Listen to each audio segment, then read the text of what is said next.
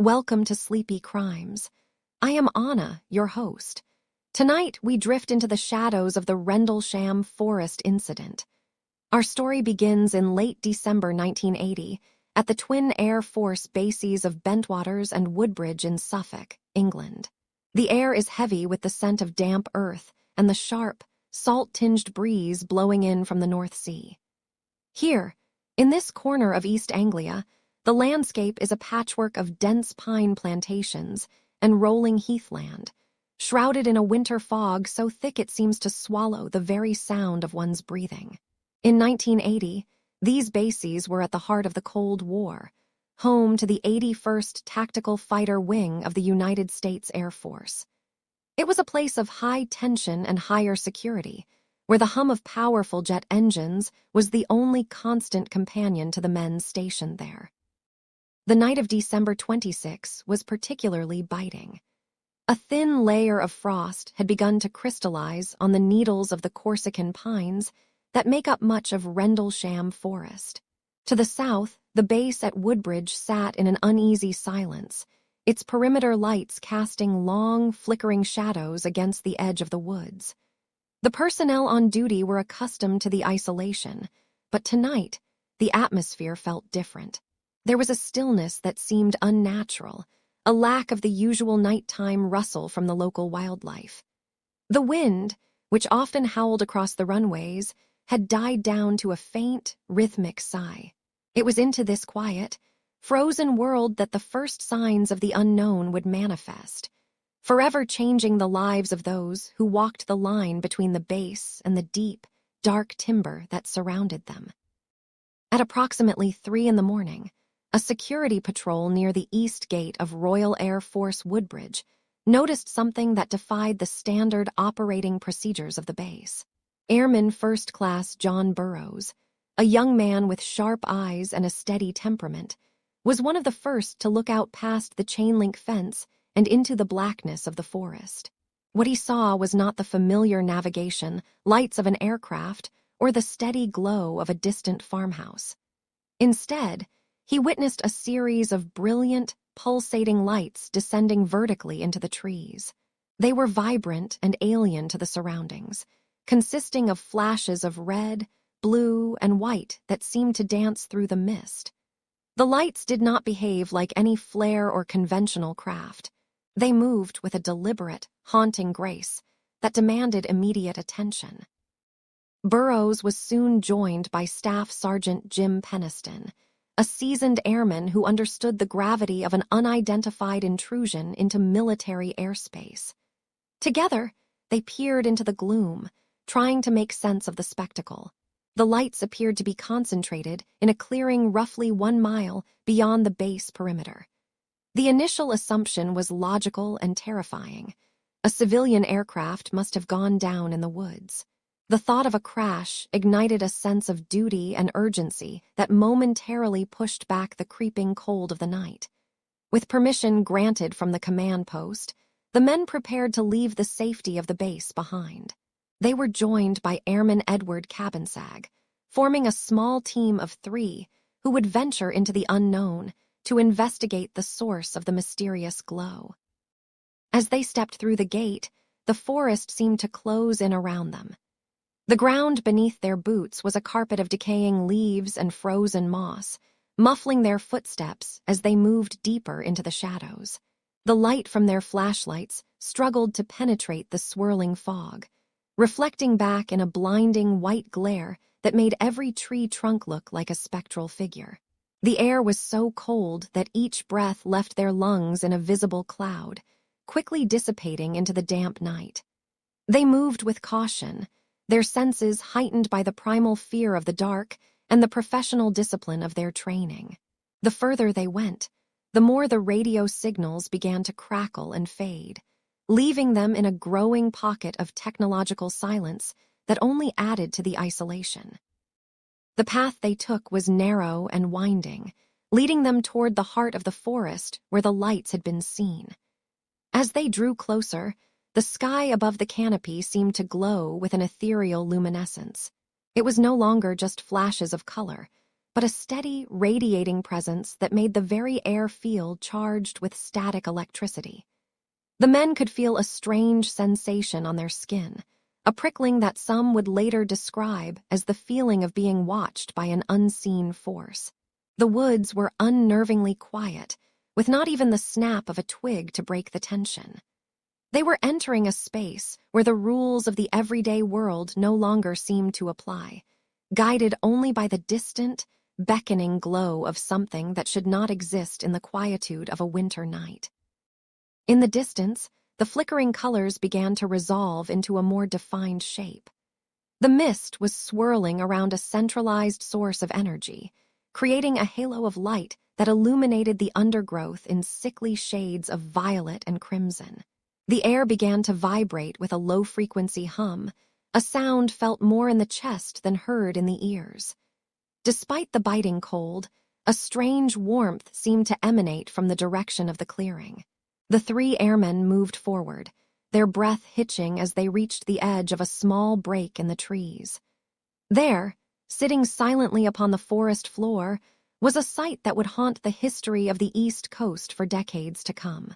It was a craft of impossible origin, waiting for them in the dark, shimmering with a brilliance that defied the winter gloom of Suffolk. With those flickering colors still dancing on the horizon, the decision was made to investigate.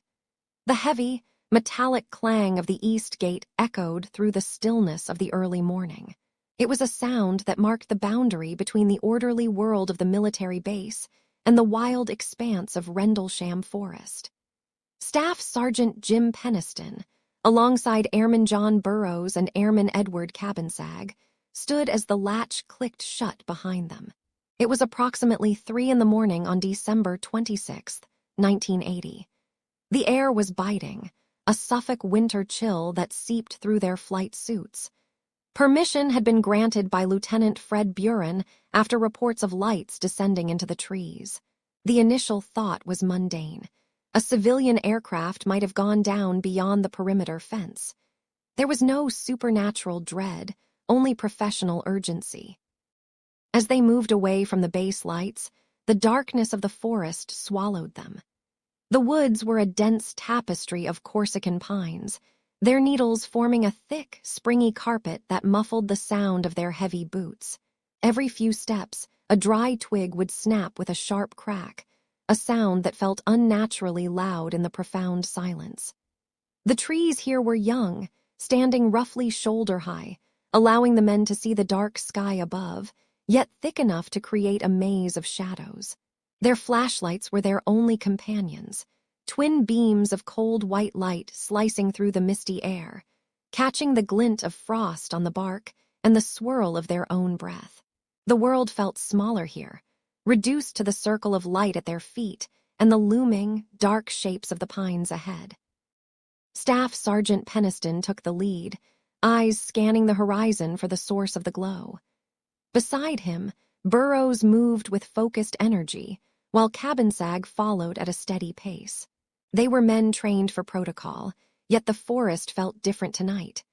There was a peculiar lack of the usual nocturnal sounds, no rustle of small animals, no distant hoot of an owl. It was as if the forest itself was holding its breath, waiting for them to uncover what lay hidden. The light they were chasing was elusive, flickering between the trunks like a dying ember, yet pulsing with a rhythmic intensity that suggested something structured. Every time they thought they were closing in, the light seemed to dance just a little further away, drawing them deeper into the thicket, away from the safety of the fence and into the unknown. The deeper they ventured, the more the environment seemed to shift. The air grew strangely heavy, and a faint smell of ozone began to linger, sharp and metallic against the damp scent of earth. Jim Penniston reached for his radio to update the base, but as he pressed the talk button, he was met not with the crackle of the security frequency, but with a wall of rhythmic static. It was not the usual white noise of a dead channel. It was a pulsing, melodic interference, a series of clicks and hums that seemed to vibrate through the plastic casing of the device. He tried to adjust the dial, but the signal remained elusive, swallowed by the interference. The isolation of the woods felt more pronounced now, the invisible tether to the base beginning to fray as their electronics struggled against an unseen force. Seeing the difficulty with the equipment, they made a tactical decision. Airman Cabansag was instructed to remain near the edge of a small clearing, acting as a human relay point. If the radios failed completely, he would be the link back to the gate. Peniston and Burrows pushed forward alone, their boots sinking into softer ground as they approached a section of the forest where the trees grew taller. The light ahead was no longer a vague shimmer. It had resolved into a definite, colorful glow. They could see flashes of red, blue, and white dancing behind the screen of branches. It was beautiful in a haunting way, casting long, distorted shadows that seemed to move of their own accord. The men felt a strange, prickling sensation on their skin, like the static electricity that precedes a storm, making the hair stand on end. Every step forward felt like pushing through a physical resistance, a thickness in the atmosphere that hummed with a low vibration. They were no longer looking for a crash site. The realization was dawning that whatever waited in the clearing was not made of aluminum.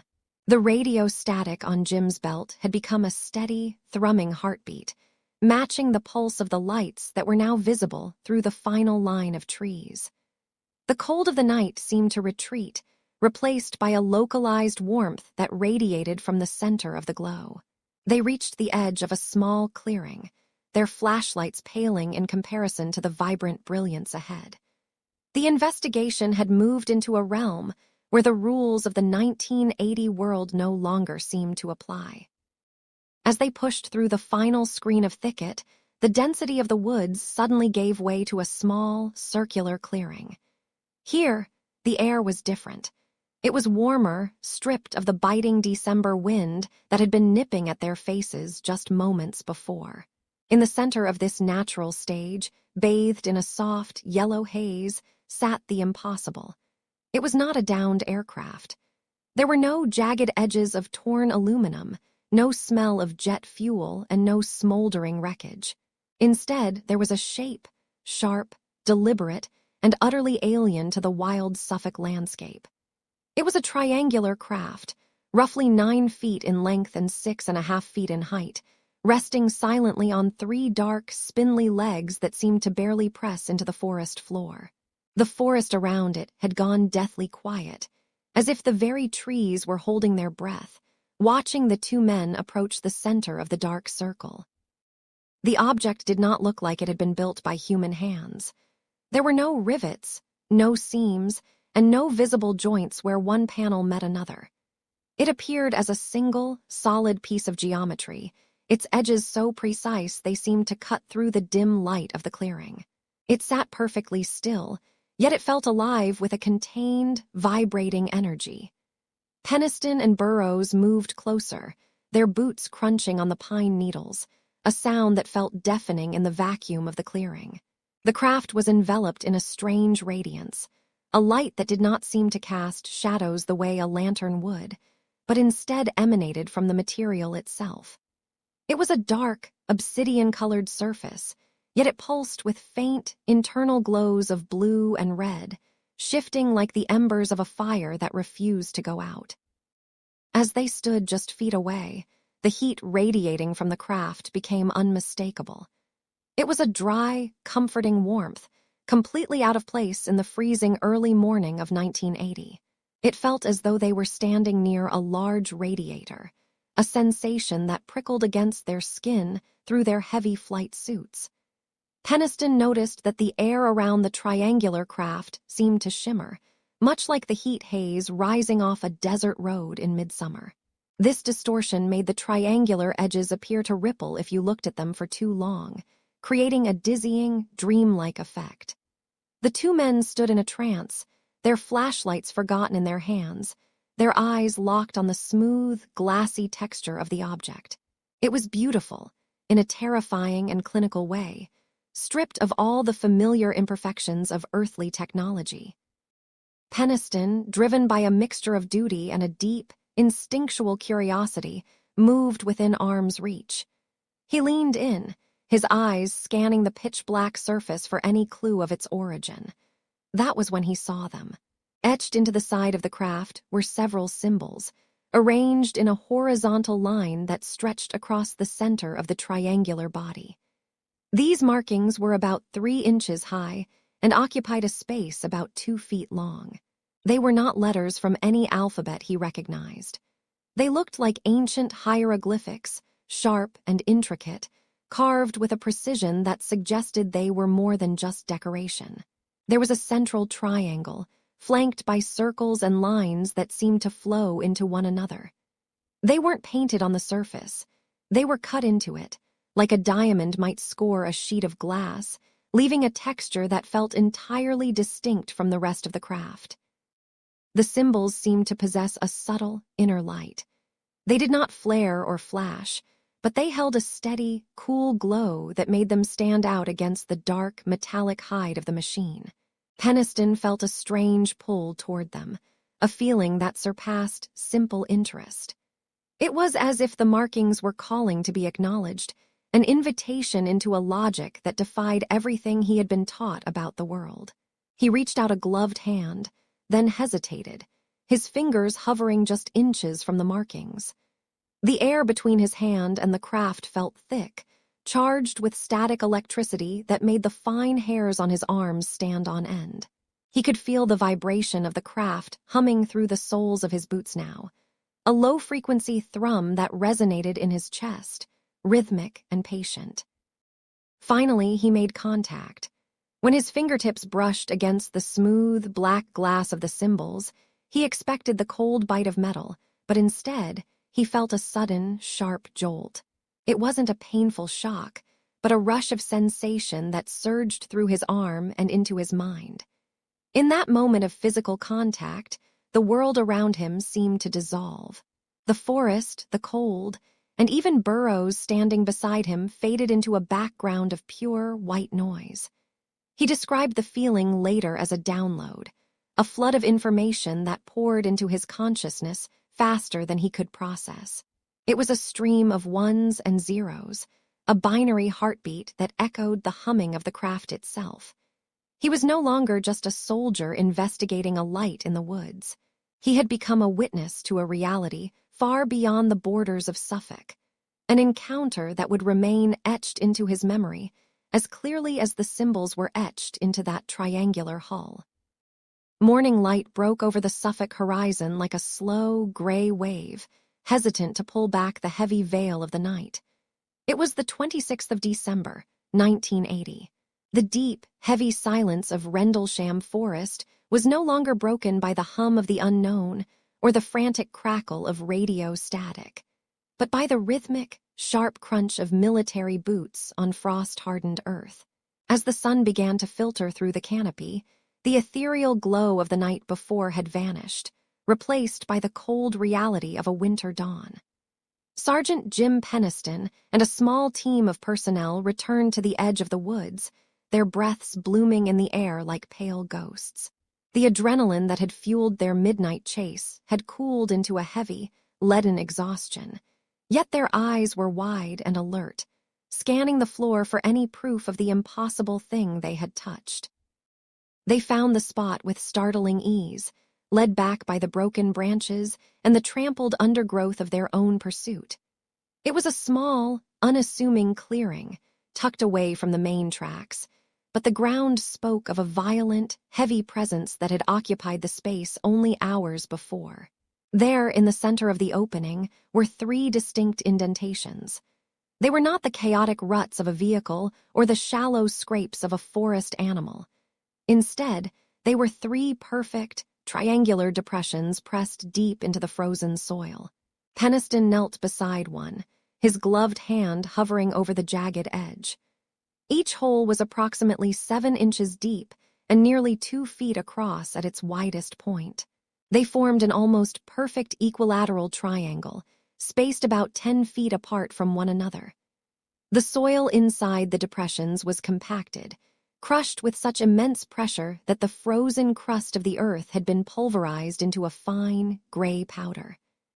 As the light grew stronger and the shadows retracted, the investigators noticed the surrounding vegetation.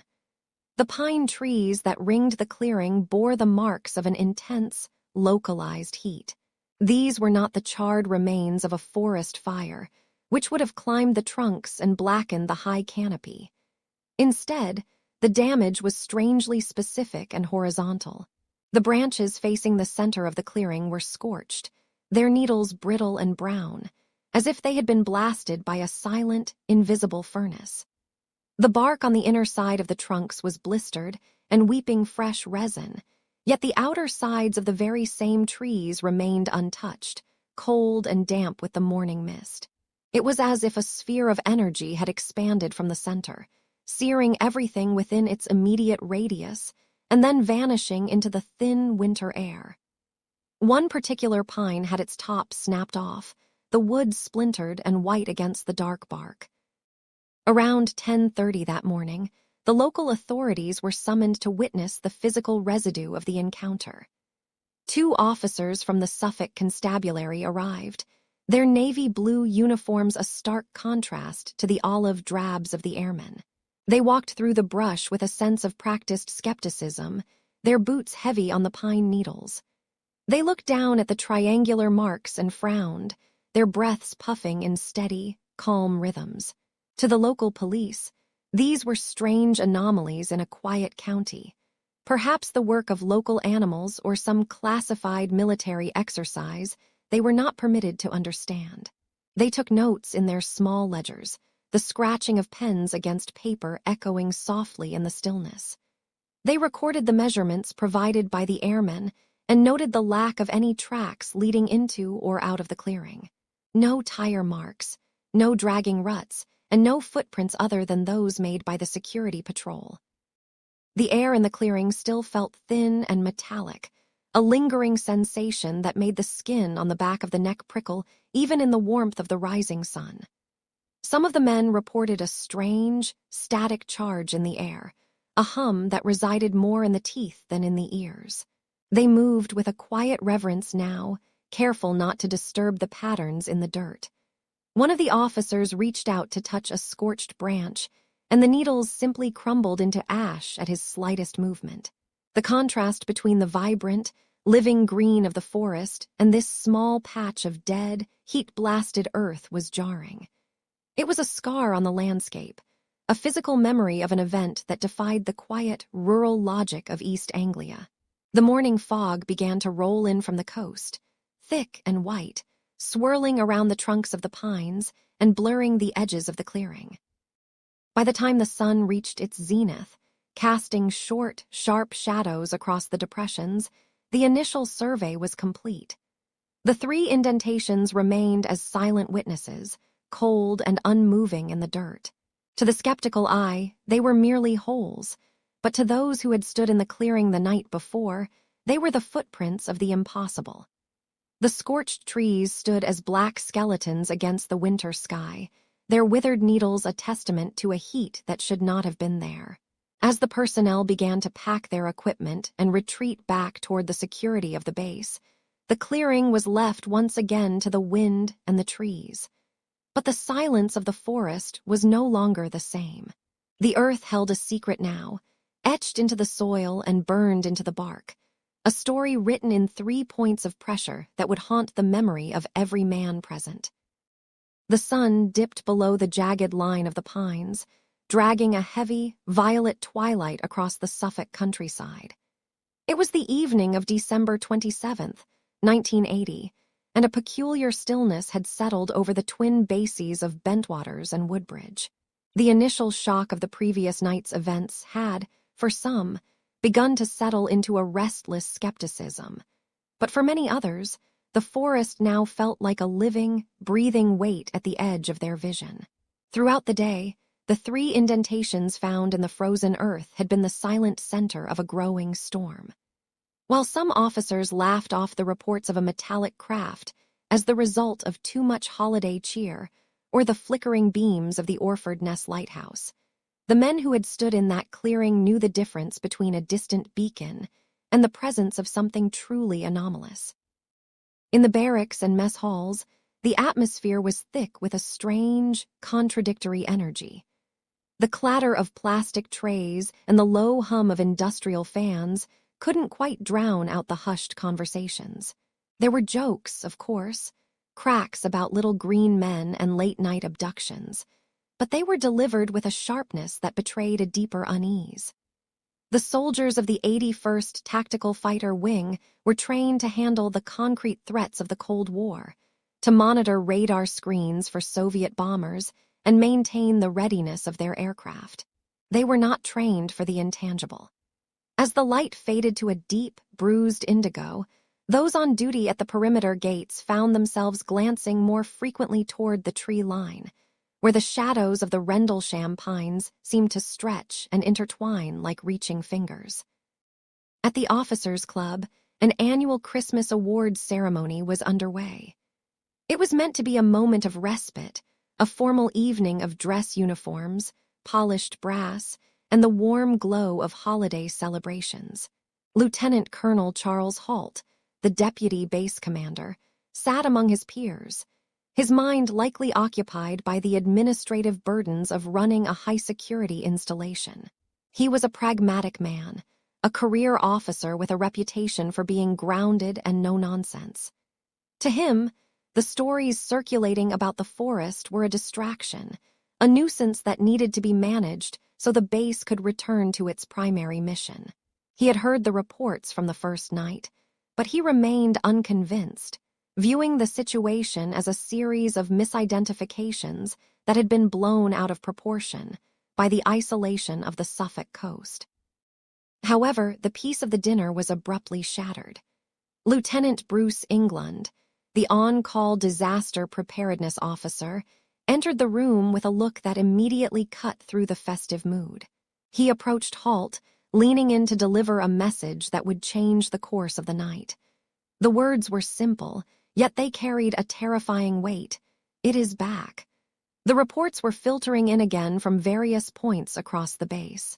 Security personnel at the East Gate and patrols along the perimeter were witnessing a recurrence of the strange, dancing lights. This was no longer a single, isolated fluke of the night before. It was a persistent, repeating phenomenon that refused to be ignored. Halt, realizing that the rumors were threatening to destabilize the order of his command, decided that the only way to settle the matter was to lead an investigation himself. The transition from the warmth of the awards dinner to the biting cold of the Suffolk night was jarring. Halt traded his dress blues for combat gear, assembling a small, specialized team to venture back into the woods. They were equipped not just with flashlights, but with the tools of scientific inquiry. A Geiger counter for measuring radiation, cameras to capture visual evidence, and a microcassette recorder that Halt carried in his pocket to document their findings in real time. The team moved with a professional quiet, their boots crunching on the frost-dusted pine needles. The air was remarkably still, the kind of deep winter silence that makes every snapping twig sound like a gunshot.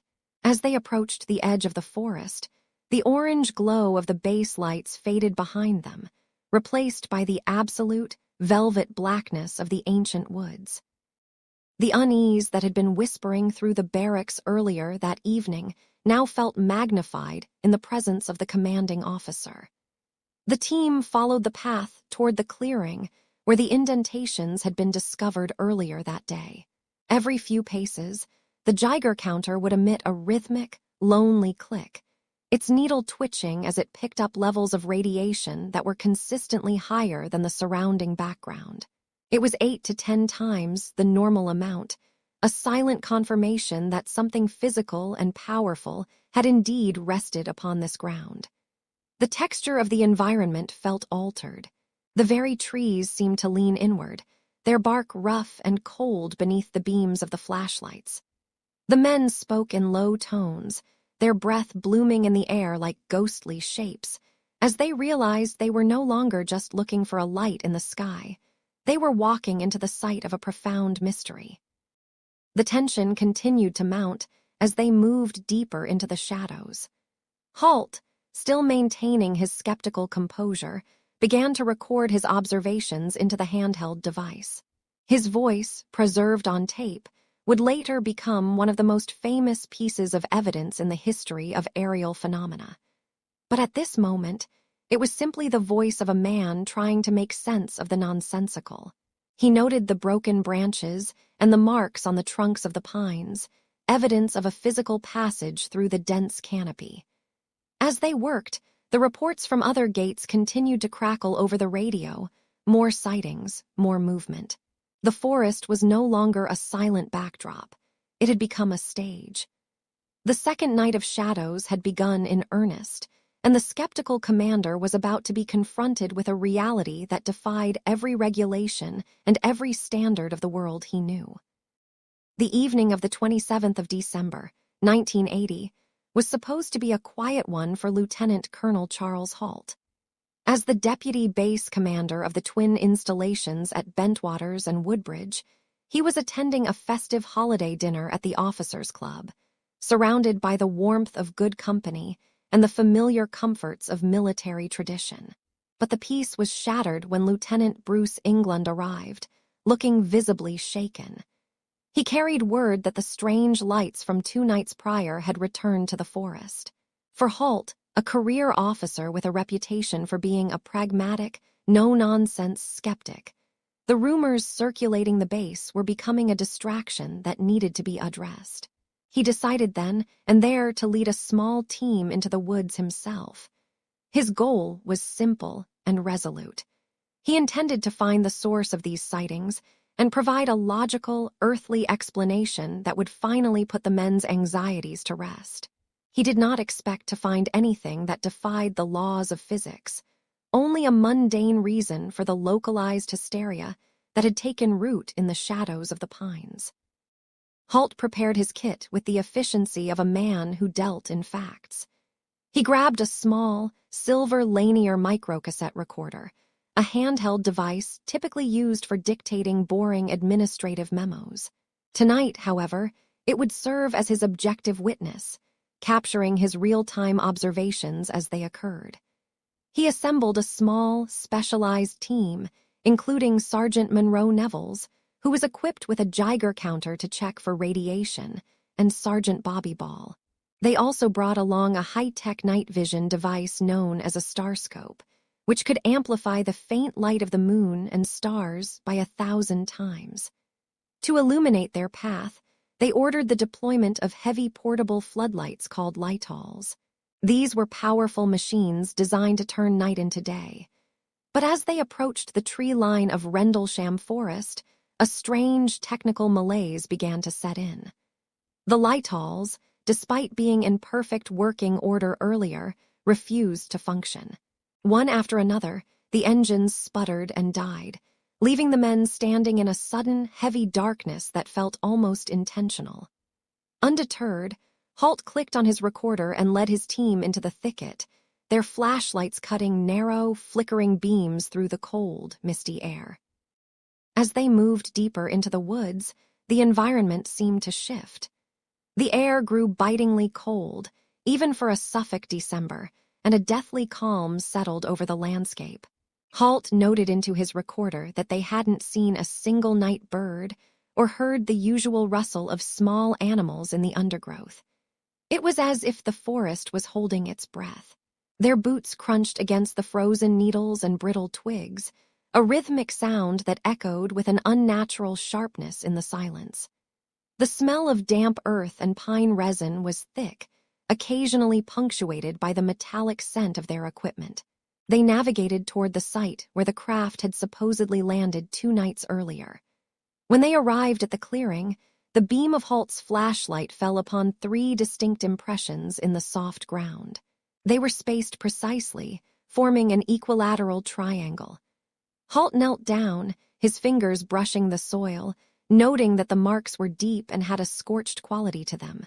He moved his light to the surrounding trees, observing strange abrasions and fresh sap weeping from the bark at a height of about 8 feet, as if something large and physical had brushed against them with significant force. The investigation turned toward the invisible. Sergeant Nevels stepped forward with the Geiger counter, the device's mechanical needle twitching in the dim light. As he moved the probe toward the center of the triangular impressions, the steady, slow clicking of the background radiation began to accelerate. Halt leaned in, the microcassette recorder capturing the frantic sound of the meter. They recorded readings that were significantly higher than the normal background levels of the forest floor, peaking at several units of deflection. Neville's, his voice tight, confirmed they were picking up beta radiation. This was the moment where Halt's skepticism began to fray at the edges. There were no power lines nearby, no logical reason for a localized spike in radioactivity in the middle of a dense forest. He documented the readings with clinical precision, but the audio tape reflects a growing tension in his voice. He was no longer just a commander looking for a prankster or a misinterpreted lighthouse beam. He was looking at physical, measurable evidence of an event that left a tangible mark on the world. The calm, professional facade was still there, but the questions were mounting faster than the answers. Suddenly, the inquiry took a dramatic turn. Through the dense canopy of trees to the east, a light appeared. It wasn't the steady, sweeping beam of the Orford Ness lighthouse, which they could see clearly in the distance as a separate entity. This light was different. It was a vibrant, pulsing red, moving horizontally through the forest with a zigzagging motion that seemed to ignore the obstacles of the terrain. Halt raised his starscope to his eye and gasped at what he saw. The device, which bathed the world in a grainy emerald glow, revealed an object that looked like a large, winking eye. It had a dark, hollow center, similar to a pupil, and it seemed to be looking back at them. Halt's voice on the tape becomes more urgent now, his breaths coming in short, sharp bursts as he describes the object dripping something that looked like molten metal. He directed his men to keep their flashlights off, to remain silent, and to watch as the object moved closer.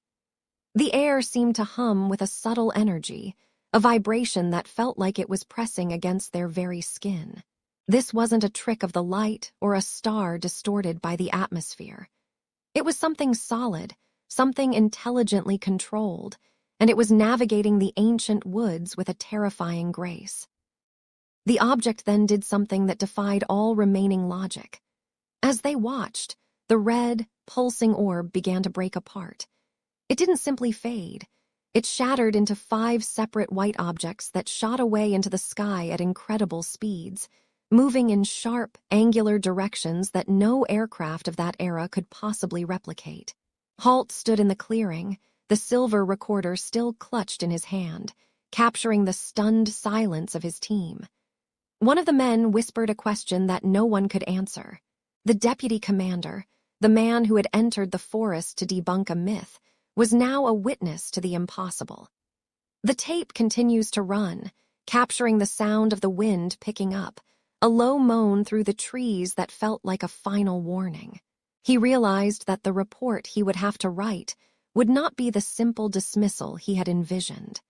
Instead, he was carrying back a recording of a reality that the world was not yet prepared to understand. The early morning hours of the 20th of December had transformed a skeptic into a man haunted by what he had seen in the deep, radioactive silence of Rendlesham. The object then did something that defied all remaining logic.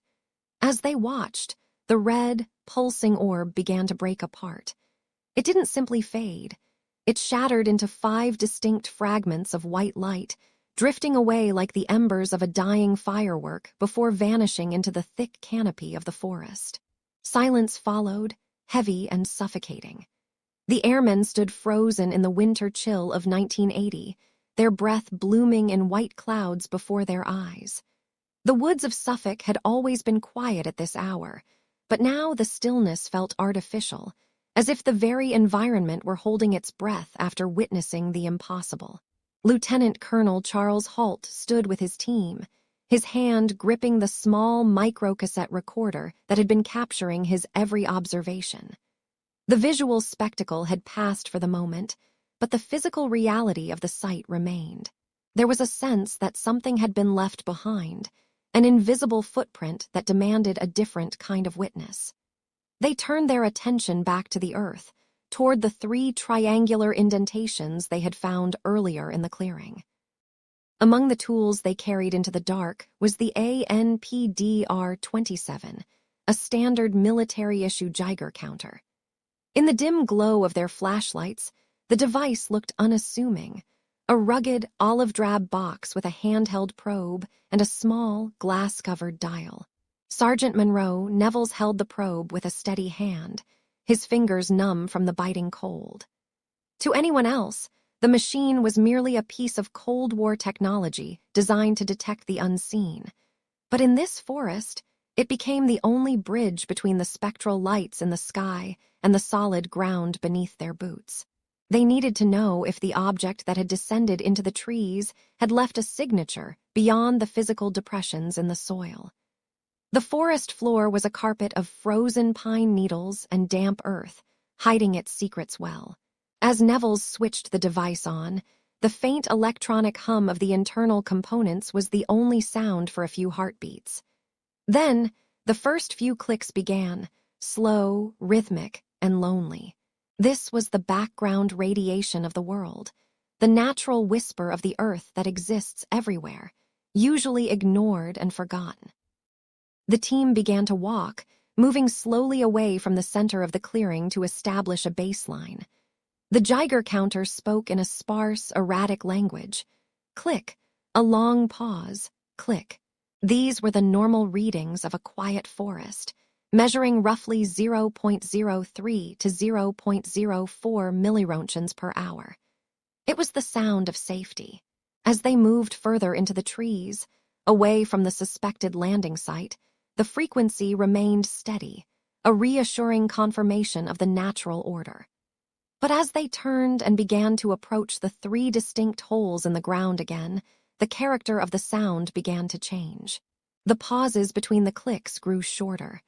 The rhythm became more urgent. It was no longer a lazy tapping. It was a steady, insistent pulse. The airmen watched the needle on the dial begin to tremble, creeping upward toward the higher numbers. The darkness seemed to press closer as the machine's voice grew louder, signaling that they were no longer standing in a normal patch of woods. They were stepping into a zone of anomalous energy that the human senses could not perceive, but the machine could not ignore. Nevels lowered the probe toward the first of the 3 indentations. These marks were arranged in a near-perfect equilateral triangle, each one several inches deep and about 7 inches across. As the probe neared the center of the first hole, the Geiger counter erupted into a frantic, staccato chatter. The sound was sharp, like the ticking of an overwrought clock. Halt leaned in, his flashlight beam illuminating the needle as it jumped. On his recording, you can hear the tension in the voices of the men. They noted the readings jumping to 0.07 milliroentgens per hour. To a casual observer, the difference between 0.03 and 0.07 might seem negligible. But in the precise world of radiation monitoring, this was a significant elevation. It was nearly double the background level of the surrounding area. There was a localized intensity here, a concentrated pocket of radiation that existed only within the confines of the landing marks and the center of the triangle. The airmen were witnessing physical proof that whatever had sat upon this ground was not of the natural world, nor was it a mere trick of the light. The investigation continued with meticulous, almost nervous energy. They moved the probe toward the trees surrounding the clearing. Here, they found another anomaly. The radiation wasn't just in the soil. It was clinging to the bark of the trees, specifically on the side of the trunks that had faced the center of the clearing. The Geiger counter reacted again, its ticking rising to that same frantic level of 7/10 on the meter's scale. It was as if the object had emitted a burst of energy that had washed over the vegetation, leaving a radioactive shadow behind. Halt's voice on the tape remains calm, but filled with a growing sense of wonder as he describes the readings. He mentions the difficulty they had with their floodlights, which had begun to flicker and fail, leaving them to rely on the erratic beams of their handheld torches. The cold was deep now, seeped into their bones, but the heat of the discovery kept them moving. They checked and rechecked the marks, moving the probe in and out of the depressions. Every time the probe entered a hole, the ticking accelerated. Every time it was pulled away, the machine settled back into its slow, natural rhythm. This was the ticking of a mystery that refused to be silenced. The data was there, recorded in real time on a magnetic tape that would eventually become one of the most famous pieces of evidence in the history of the unexplained. The skeptics would later argue that these levels were within the realm of natural variation. But for the men standing in the frozen dark of Rendlesham Forest, the correlation was too perfect to be a coincidence. The radiation was tied to the physical scars on the earth, and those scars were tied to the craft they had seen with their own eyes. As the night wore on, the team continued to sweep the area, the sound of the Geiger counter a constant companion to their hushed conversations. The meter was a heartbeat for the encounter, a rhythmic reminder that the invisible forces of the universe had touched down in this quiet corner of England. Even as they prepared to move deeper into the woods in pursuit of the receding lights, the sound of those clicks lingered in their minds, a mechanical warning that they were treading on ground that no longer belonged to the world they knew. The meter kept ticking, a relentless witness to the shadows that refused to stay hidden. The air in Rendlesham Forest on the morning of December 28, 1980, was a living thing. It was heavy with the scent of damp pine needles and the biting chill of a Suffolk winter.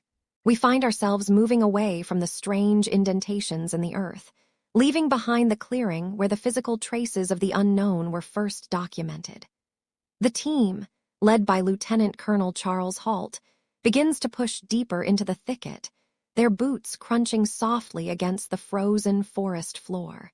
The shadows here are long and deceptive, twisting around the trunks of ancient trees as the men navigate the darkness with only their flashlights and a sense of duty to guide them. There is a palpable shift in the atmosphere as they move. The clinical, professional demeanor of the airmen is held tightly, but beneath it, there is a growing awareness that the forest is no longer empty. The silence of the night is absolute, save for the rhythmic clicking of a small, handheld tape recorder. This machine, a simple linear microcassette device, would become the vessel for one of the most haunting pieces of evidence in modern history. As they step through the undergrowth, the transition from investigation to pursuit begins in earnest. Listen closely to the sound of that night. On the recording, you can hear the mechanical snap of the record button being pressed and released, a repetitive click-click-click that punctuates the heavy breathing of the men. It is approximately 1:48 in the morning. Halt is narrating his observations with the detached precision of a seasoned officer, yet the tape captures more than just words. It captures the frantic energy of a team trying to quantify the unquantifiable. They are no longer looking at marks on the ground. They are looking ahead, through the dense lattice of branches, at something that should not be there. The darkness of the woods is periodically pierced by a light that defies the logic of a flare or a conventional aircraft. It is a flickering, elusive presence that seems to dance just out of reach, weaving between the dark silhouettes of the pines. The men pause, their breath misting in the air, as they try to gain a clear line of sight. It is in this moment of stillness that the first truly bizarre visual is recorded. Through the trees, a small red light appears, hovering roughly a quarter to a half-mile away. It is not steady. It is pulsing, a rhythmic heartbeat of crimson that glows against the black velvet of the woods. The light is described by Halt in a way that feels both scientific and deeply unsettling. He observes that it looks like an eye winking at you. This is not the diffuse glow of a distant fire, but a concentrated, intelligent-looking orb. As they watch, the red light begins to move. It doesn't travel in a straight line or follow the predictable path of a terrestrial vehicle. Instead, it bobs and weaves, negotiating the complex geometry of the forest with a fluidity that seems impossible for a physical object. When they view it through a starscope, a primitive but effective night vision device, the description becomes even more vivid. The light appears to have a hollow center, a dark, vertical core that resembles the pupil of a giant, watchful eye. The flash is so intense through the optics that it almost burns the observer's vision, yet to the naked eye, it remains a soft, pulsing red. There is a disagreement among the men on the tape. Some see a yellow tinge, others insist it is pure crimson. This chromatic shifting only adds to the confusion. Is it one object changing its nature, or are they seeing a spectrum of energy that the human eye struggles to process in the dark? They decide to move toward it, heading out of the woods and toward the edge of a clearing that borders a nearby farm. As the team approaches the boundary of the forest, the peaceful quiet of the night is shattered by a sudden, violent sound. From the direction of a nearby farmhouse and its barnyard, the animals have gone into a total frenzy. This detail, recorded in real time on the Halt tape, provides a visceral sense of the disturbance. You can hear the distant, frantic lowing of cattle and the agitated barking of dogs. These are not the sounds of animals disturbed by a passing fox. It is the sound of primal terror. Halt notes the activity with a growing sense of urgency. The light, that pulsing red eye, is now hovering near the farmhouse, almost as if it is investigating the structure or the creatures within. The airmen are now about 200 to 300 yards away, watching as the object maneuvers with terrifying precision. It is approximately 4 feet off the ground, moving horizontally across the field. Then, the tape captures a moment of pure shock. Pieces of the light appear to be shooting off from the main body, tiny, glowing fragments that spiral away before vanishing into the night. It is as if the object is shedding energy, or perhaps birthing smaller manifestations of itself. The men are stunned, their voices on the recording rising in pitch as they struggle to describe the cascade of light they are witnessing. Amidst this visual spectacle, the team continues their clinical monitoring. They are carrying a Geiger counter, and as they get closer to the light's position near the farm, the device begins to respond. The rhythmic click-click-click of the recorder is joined by the erratic, rapid chirping of the radiation meter. Halt calls out the readings. 3 good clicks, then 4, then a sudden jump. These are not high enough to be immediately lethal, but they are significantly above the natural background radiation of the Suffolk countryside. The light is now approximately 110 degrees from their position, right on the horizon, yet it feels dangerously close. The contrast between the cold, hard numbers of the radiation readings and the ethereal, winking eye in the distance creates a sense of profound cognitive dissonance.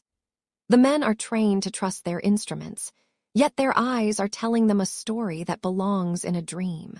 They are standing at the edge of the woods, the trees at their backs like a dark wall, staring out into the open field where the laws of physics seem to be bending. The object is no longer just a light. It is a presence, something that feels as though it is aware of being watched. The pursuit continues across the second farmer's field. Every step takes them further from the safety of the base and deeper into the mystery. The light remains steady in its height, hovering just above the ground, but its behavior becomes even more erratic. It begins to dart from side to side with a speed that defies the inertial limits of any known aircraft. One moment it is there, winking its red, hollow eye at the team, and the next, it has shifted dozens of yards to the left or right in the blink of an eye. The atmosphere is deathly calm now, the animal frenzy having subsided into an even more unnerving silence.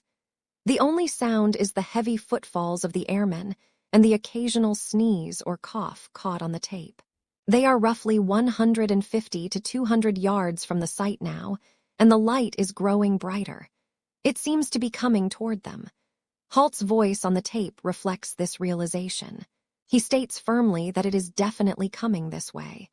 There is no fear in his tone, only the focused intensity of a commander facing an unknown adversary. The red glow begins to illuminate the faces of the men, casting long, dancing shadows behind them into the trees they have just left. As the object draws nearer, the yellow tinge the men argued about becomes more prominent, manifesting as a halo of amber around the pulsing red core. It is a sunset trapped in a single point of light, maneuvering through the freezing air of 2 in the morning. The men are now at the far side of the farmer's property, their eyes locked on the horizon where the object continues to flash at 5-second intervals. This specific timing would later be used by skeptics to point toward a nearby lighthouse. But for the men on the ground, the lighthouse was a distant, known entity, while this light was something that had just navigated through the very trees they were standing under. The tension reaches a peak as the object hovers, stationary for a moment, before shooting a beam of light down toward the ground. This isn't a broad searchlight. It is a thin, pencil-like ray that strikes the earth near their feet. The airmen freeze. They are no longer just observers. They are being interacted with. The forest has led them to the edge of the world they understand, and as they stand in that open field, the pulsing red eye watches them back, silent and impenetrable. We leave them there for now, standing in the cold Suffolk mud, caught in the gaze of a light that came from the trees and refused to leave. The woods are a cathedral of pine and shadow, and the amber glow from the previous moment has not faded but evolved. The air is so cold it feels brittle, cracking with every breath drawn by the men. Colonel Halt stands with his recorder, the tiny plastic gears of the microcassette machine whirring in the palm of his hand. It is the only sound in the vacuum of the forest. The red pulsing core they had been tracking begins to lift, rising above the canopy of the trees like a slow-motion ember caught in a draft. But then, the single point of light begins to divide. It is as if a cell is undergoing mitosis in the blackness of the sky.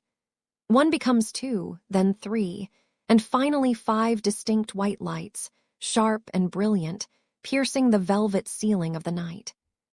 The men watch, necks craned, as these 5 objects arrange themselves with military precision. 3 of them hang suspended in the north, while 2 others take their stations to the south. They are not like airplanes. There is no drone of an engine, no rhythmic blinking of navigation strobes. Instead, they are steady, crystalline points of luminescence that seem to ignore the laws of inertia. They move in sharp, jagged lines, sudden bursts of speed followed by a dead stop that should be impossible for any craft made of metal and rivets. The atmosphere around the men begins to feel thick, charged with a static electricity that makes the hair on their arms stand upright. The forest is no longer just a place of trees and soil. It has become a stage for something vast and incomprehensible. Suddenly, one of the objects to the north begins to drift closer. It descends toward the group, growing larger until it is a glowing orb of white fire. And then, it happens. A beam of light, thin as a pencil and as straight as a laser, shoots down from the center of the craft. It strikes the frozen ground just a few feet away from where Colonel Halt and his security police are standing. It is not a broad searchlight. It is a focused, concentrated stream of white energy that seems to be searching, or perhaps probing, the very earth beneath their boots. The men are frozen in place, a mixture of professional discipline and primal terror pinning them to the spot. The beam is silent, yet it feels powerful enough to cut through the world itself, leaving a tactile sense of heat in the frozen air. As the men stare at the light at their feet, another object maneuvers away from the forest and toward the silhouette of the military base. It glides over the fences of the weapons storage area, the most sensitive and highly guarded section of the entire installation. This is where the tactical munitions are kept, housed in hardened concrete bunkers shielded by layers of earth and steel. The craft hovers directly over the facility. From its underside, another thin, needle-like beam of light descends. It strikes one of the bunkers with surgical precision, bathing the dark concrete in a ghostly, phosphorescent white. It is an act of clear intent, a demonstration of reach that bypasses every security measure the United States Air Force has in place, leaving the guards below in a state of helpless shock. Through the crackle of the forest and the thudding of his own heart, Colonel Halt continues to speak into his recorder. His voice is a low, measured monotone, the voice of a man trying to maintain order in the face of the impossible. He describes the beams, the way they seem to linger on the ground and the bunkers, as if scanning the secrets hidden within.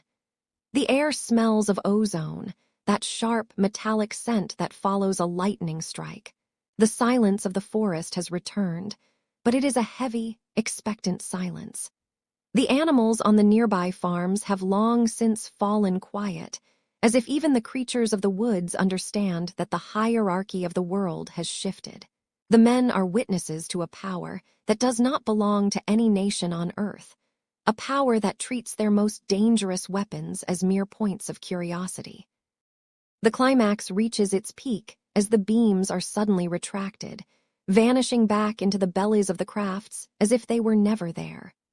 For a heart-stopping second, the 5 objects hang motionless, a constellation of artificial stars that seem to watch the men one last time. Then, with a speed that defies the human eye, they begin to ascend. They do not fly away in a traditional sense. They simply recede into the blackness, growing smaller and smaller until they are indistinguishable from the distant stars of the Milky Way. The tension in the air snaps like a taut wire. The static pressure lifts, and the biting cold of the English winter rushes back in to fill the void. Colonel Halt looks at his men, their faces pale in the dim light of their flashlights. They stand in the long shadow of the weapons bunkers, forever changed by what they have seen, while the forest settles back into a deep, uneasy sleep. The lights had vanished, but the silence that followed in Rendlesham Forest was not the peaceful quiet of a winter night. It was a heavy, suffocating stillness that clung to the damp bark of the pine trees and the chilled skin of the men who stood there, breathless. As the final beams retracted into the void, the air seemed to lose its charge, leaving behind only the scent of ozone and the sharp, biting cold of late December. The soldiers returned to their posts at Royal Air Force Woodbridge and Bentwaters, their boots heavy on the frozen earth, but the world they stepped back into felt different. They were men of logic, trained for the calculated realities of the Cold War, yet they had just spent hours chasing ghosts through the shadows. The adrenaline began to fade, replaced by a haunting uncertainty. For Lieutenant Colonel Charles Halt, the deputy base commander, the transition from the chaotic forest to the sterile environment of his office was jarring. He was a man who believed in the chain of command and the sanctity of the written word. He knew that what had happened could not simply be left to the whispers of the barracks. It needed to be etched into the official record. 2 weeks passed. The initial shock had settled into a low-grade tension that permeated the twin bases. On the morning of January 13, 1981, Charles Halt sat at his desk, the pale winter sun filtering through the window, illuminating the dust motes dancing in the air. Before him lay a sheet of official United States Air Force stationery, crisp and white. He reached for his typewriter, the mechanical snap of the keys echoing in the quiet room as he began to bridge the gap between the inexplicable and the bureaucratic. He titled the document with a deceptive simplicity, "Unexplained Lights." This was not a diary entry or a personal reflection. This was the birth of what would become one of the most famous documents in the history of aerial phenomena, the Halt Memorandum. He typed with a steady hand, though the events he described were anything but steady. He began by recounting the events of the early morning of December 27, though later researchers would suggest he had mistaken the date for the 26th. In the cold precision of the typewriter's font, he detailed how security patrolmen saw unusual lights outside the back gate, thinking a craft had been forced down in the woods. The memorandum moved from the sightings of others to Halt's own harrowing investigation. He described the physical evidence left behind in the clearing, the 3 distinct indentations in the ground, each forming a triangular pattern pressed 7 inches deep into the earth. He recorded the radiation readings his team had taken with a Geiger counter. Beta and gamma levels that were highest in the center of those indentations and on the sides of the nearby trees. These were hard numbers, physical proof that something of immense energy had occupied that space. He wrote of the red, sun-like light that moved through the trees, pulsing as if it were alive, and how it eventually broke into 5 separate white objects before vanishing. He detailed the star-like objects that lingered in the sky for hours, hovering 10 degrees above the horizon, occasionally sending down concentrated beams of light. As the ink set on the paper, the memorandum became a bridge between the soldiers in the mud and the high-ranking officials in London.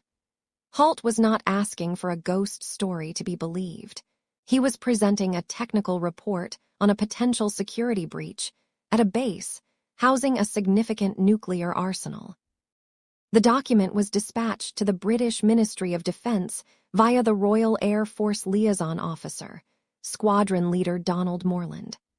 Halt likely expected a flurry of activity, a specialized team of investigators, perhaps, or a high-level briefing to discuss the implications of such an intrusion. Instead, the memorandum entered a black hole of British bureaucracy. Within the halls of the Ministry of Defence, the report was handled with a curious lack of urgency. The official stance that would emerge in the following months was that the events in Rendlesham Forest were of no defense significance. There was no formal investigation, no interviews with the primary witnesses, and no attempt to reconcile the radiation readings with the known technology of the era. To the government, it was an anomaly that was better left unexamined. Within the military community of Suffolk, a veil of secrecy was drawn tight. The airmen were encouraged to keep their stories to themselves, and the official logs of the base for those nights began to develop strange gaps. For over 2 years, the Halt memorandum sat in a drawer, a sleeping giant of a document, known only to a handful of military personnel and intelligence officers. The silence lasted until June of 1983. The world was oblivious to the drama that had unfolded in the English woods until a group known as Citizens Against UFO Secrecy utilized the United States Freedom of Information Act. When the document was finally released, it hit the public consciousness like a thunderclap. By October of 1983, the News of the World, a major British newspaper, carried a headline that would change everything. UFO lands in Suffolk, and it's official. The Halt memorandum was no longer a secret military report.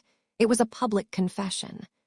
The paper trail confirmed that the deputy base commander of a top-tier military installation had seen, tracked, and documented something that defied explanation. The aftermath of the memorandum's release created a rift that remains to this day. It forced the public to confront the possibility that the government knew more than it was telling, while the military retreated further into its official denials. The incident in Rendlesham Forest had moved from the realm of campfire stories into the cold, hard light of historical record, leaving a trail of questions that would haunt the pine-scented air of Suffolk for decades to come. The pines of Rendlesham do not speak, yet they carry the weight of 1,000 whispers. For over 40 years, the shadows between these trees have been analyzed, debated, and dissected by those seeking a truth that remains just out of reach. We find ourselves standing now in the quiet of the present, looking back at those cold nights in December of 1980. The air in Suffolk is often damp, carrying the scent of salt from the North Sea and the earthy musk of fallen needles. It is a place where the line between the sky and the earth feels thin, especially when the moon is hidden, and the only light comes from the rhythmic, distant sweep of the coast. This forest, once a backdrop for high-stakes military tension, has returned to a state of natural indifference. But for the men who were there, the silence is never truly empty. They remember the hum, the static in the air, and the way the light seemed to dance with a purpose that defied the physics of the time. In the decades that followed, the mystery of the Silent Pines bifurcated into two distinct worlds. On one side, we have the mechanical, grounded explanations of the skeptics. They point toward the Orford Ness Lighthouse, located just 5 miles to the east. At the time, it was one of the most powerful beacons in the United Kingdom, casting a light of 5 million candelas across the marsh and into the forest edge. Skeptics suggest that on those freezing nights, the moisture in the air or the unique alignment of the trees created an optical illusion, a pulsing rhythm that a group of tired, high-alert airmen mistook for a craft from another world. They speak of the Ursid meteor shower, which sent streaks of fire through the atmosphere on the 26th of December, and the re-entry of a Soviet rocket that painted the sky in colors usually reserved for dreams. To some, the incident is a tapestry of coincidences, a perfect storm of atmospheric phenomena and human perception stretched to its limit. But then, we have the memories of the men who touched the smooth, glass-like surface of the unknown. Jim Penniston and John Burroughs did not just see lights from a distance. They lived an experience that altered the trajectory of their lives. Jim spoke of a craft that was triangular, roughly 3 meters across, etched with strange symbols that resembled futuristic hieroglyphs. Years later, he would reveal a notebook filled with ones and zeros, a binary code he claimed was transferred into his mind upon contact with the hull. Whether this was a literal message from the stars or a psychological manifestation of the trauma, the impact was undeniably real. John Burroughs, too, carried the physical burden of that night.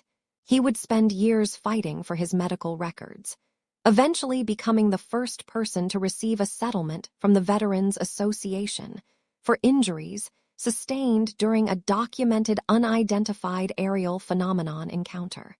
His heart issues and the traces of radiation recorded at the site, 0.07 milliroentgens per hour, became the tangible echoes of an intangible event. We cannot reflect on this legacy without hearing the voice of Colonel Charles Halt. The audio he captured on his handheld recorder remains one of the most haunting artifacts in the history of the unexplained. In the recording, you can hear the crackle of the brush under his boots and the controlled, yet breathy, excitement in his voice as he describes a glowing object that looked like an eye with a dark center, dripping what appeared to be molten metal. He watched as it maneuvered through the trees with an impossible agility, dodging the ancient pines as if it knew the layout of the forest floor. Halt eventually retired in 1991, but he never receded into the background. He remained a steadfast witness, even issuing a notarized affidavit in 2010, stating his firm belief that the objects were extraterrestrial in origin. For him, the silence of the pines was a shroud for a truth that the authorities were not yet ready to share with the world. Today, Rendlesham Forest has embraced its identity as Britain's Roswell. There is a trail for hikers, a path that leads to a metal sculpture of the triangular craft, sitting in the very clearing where the lights were said to have descended. During the day, children run through the trees and families have picnics near the designated landing site. But as the sun begins to dip below the horizon and the long shadows of the pines stretch across the grass, the atmosphere shifts. The tourists depart, and the forest becomes a cathedral of the unknown once again. We are left to wonder if the truth lies in the stars, in a secret laboratory, or perhaps in the complex layers of the human mind. The mystery does not need to be solved to be felt. It lives in the way we look at the night sky, hoping for a sign, and the way we find comfort in the fact that there are still secrets hidden in the woods. The story of the Silent Pines is ultimately a story about us. It is about our desire to reach out into the darkness and find something looking back. It is about the bravery of those who speak their truth, even when the world is not ready to hear it. As we leave the forest behind tonight, take a moment to appreciate the stillness. The questions may remain, and the lights may never return, but the sense of wonder is a gift that stays with us. The case rests now. Let the details fade. You are safe. Close your eyes, breathe deeply, and have a good night. Sleep well.